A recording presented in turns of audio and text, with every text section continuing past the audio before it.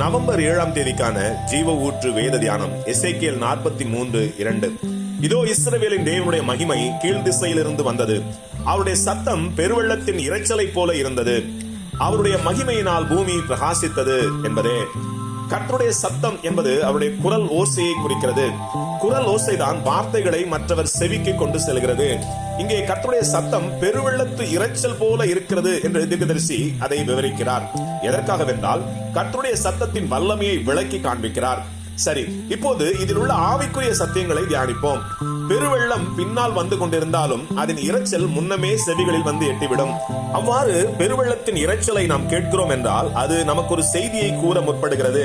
நீ இருக்கிற இடத்தில் ஆபத்துள்ளது, சீக்கிரம் விலகி ஓடு என்ற அதி தீவிரமான எச்சரிப்பை கொடுக்கிறது. கர்த்தருடைய சத்தம் பெருவெள்ளத்து இரைச்சலோடு ஒப்பிடுவதற்கான ஆவிக்குரிய காரணம் மனு மக்களுக்கு முன்னெச்சரிக்கை கொடுத்து நாம் தப்பித்துக் கொள்ள வலியுறுத்துகிறது.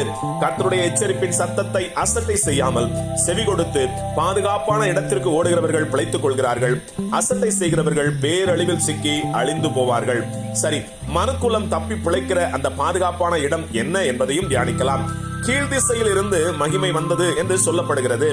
உலகின் கிழக்கு திசையில் உள்ள இஸ்ரவேலின் பெத்லகேம் ஊரில் பிறந்த மனுக்குலத்தின் இரட்சகரான இயேசு மகாராஜாவை அண்டிக் கொள்கிறவர்கள் யாரோ அவர்கள் அழிவுக்கு தப்பித்து பிழைத்துக் கொள்வார்கள்.